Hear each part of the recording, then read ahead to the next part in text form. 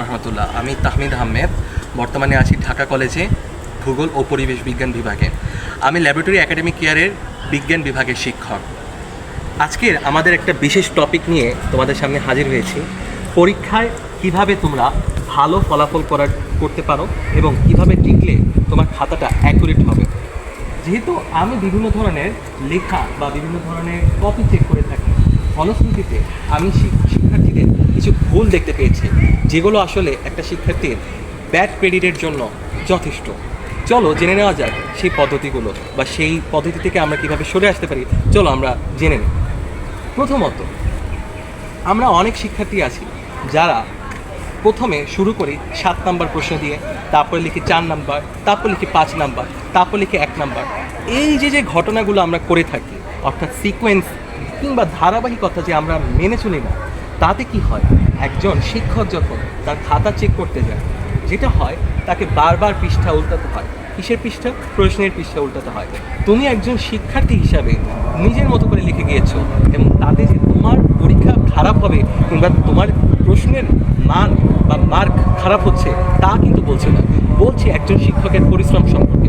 তুমি নিজেই চিন্তা করে দেখো তো, তুমি যদি শিক্ষক হতে, তোমাকে বারবার প্রশ্ন তুলতে হতো এবং 7 নাম্বারটা পেছনে থাকে, তুমি পেছনে গেলে আবার 1 নাম্বার লিখেছো, আবার সামনের পেজে আসলে, এইভাবে করলে কি হয়, একজন শিক্ষক ডিস্টার্ব ফিল করে, যার কারণে তার ভিতর এক ধরনের নেগেটিভ সাইকোলজি কাজ করতে থাকে। ফলশ্রুতিতে তোমার মার্ক অটোমেটিক্যালি একটু কমে আসে। দেখো, লেখে তো সবাই, কিন্তু কয়জনই বা প্রথম হতে পারে? একটা কথা আছে, প্রথমে দর্শনধারী, তারপর গুণ বিচার। এই প্রসঙ্গটা কিন্তু এখানে অনেক ভালো মতো খেটে থাকে। তার মানে আমাদের কি করতে হবে, আমাদের পরীক্ষার খাতাটা, আমাদের মান তো অবশ্যই ভালো করতে হবে, কিন্তু এর পাশাপাশি আমাদের খাতার লেখার স্টাইলটাকে করতে হবে চমৎকার। তাহলে কিভাবে তুমি তোমার লেখার স্টাইলকে ভালো করতে পারো? প্রথম ভুলটাকে আমরা সংশোধন করব।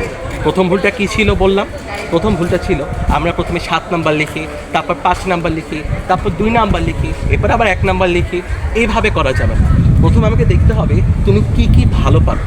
তুমি 5টা প্রশ্নের উত্তর দিতে হবে, তুমি 3টা ভালো পারো, ঠিক আছে, খুব ভালো। তুমি আগে সিরিয়াল করে সাজিয়ে নেবে যে না, আমি 1 নাম্বার পারি না, আমি 2 নাম্বারটা পারি, তাহলে আগে আমি 2 নাম্বার দিব, 1 নাম্বার আমি ধরবই না, আমি 2 নাম্বার দিব, 3 নাম্বার দিব, 4 নাম্বার দিব।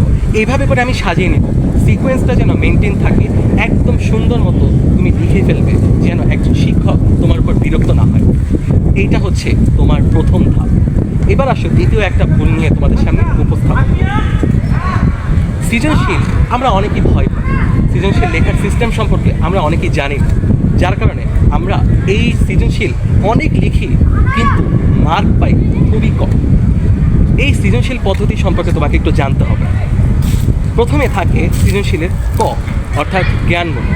এই জ্ঞানমূলকে তুমি তোমার পাঠ্য বইয়ে যতটুকু মুখস্থ অংশ ছিল সেইটুকুকে লিখবে। আমরা অনেকে জ্ঞানমূলককে অনেক বড় করে লিখি, কিন্তু সেখানে কিন্তু মার্ক মাত্র 1। আবার আসি যদি অনুধাবনমূলকে, অনুধাবনমূলকে অল্প একটু লিখতে হয়, সামান্য বিস্তারিত লিখতে হয়, কিন্তু অনেকে আবার একে 1.5 পৃষ্ঠা বানিয়ে ফেলে, সেটা কিন্তু করা যাবে না। আবার প্রয়োগমূলকে তোমাকে বুঝতে হবে, তোমাকে এই জ্ঞানটা বাস্তবিক অর্থে কিভাবে তুমি প্রয়োগ করছো সেটা জানতে হবে। তুমি সেটা না জেনেই ইচ্ছা মতো লিখে যাবে বা কম লিখে যাবে, তাতে কিন্তু তোমার মার্ক আসবে না। আবার উচ্চতর দক্ষতাতে তুমি কিভাবে বাস্তব জীবনসহ নিজের জীবনে তা প্রয়োগ করতে পারছো, সেই কথাগুলো কিন্তু উচ্চতর দক্ষতায় তোমাকে জানাতে হবে। কিন্তু তোমরা সেগুলো করো না। তোমরা কি করো? তোমরা এলোপাথারিভাবে সকল কিছুকে একসাথে গুছিয়ে ফেলো বা একটা এলোমেলো করে ফেলো, যার কারণে কি হয়, একজন শিক্ষক প্রচুর পরিমাণ রেগে যায়। ফলশ্রুতিতে তোমার মার্ক যা ভালো আসার কথা ছিল আসে তো নাই, বরঞ্চ মার্ক আরও কমে যায়।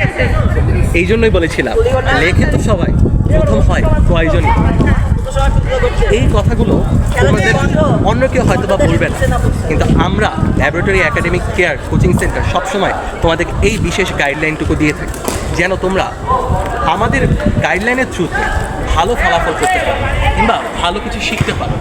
তোমাদের দ্বারাই যেন ভবিষ্যৎ প্রজন্ম আরও শক্তিশালী হয়ে ওঠে, তোমরা হয়ে ওঠো জ্ঞানে, তোমরা হয়ে উঠবে আরও বেশি মর্যাদাশীল। ধন্যবাদ।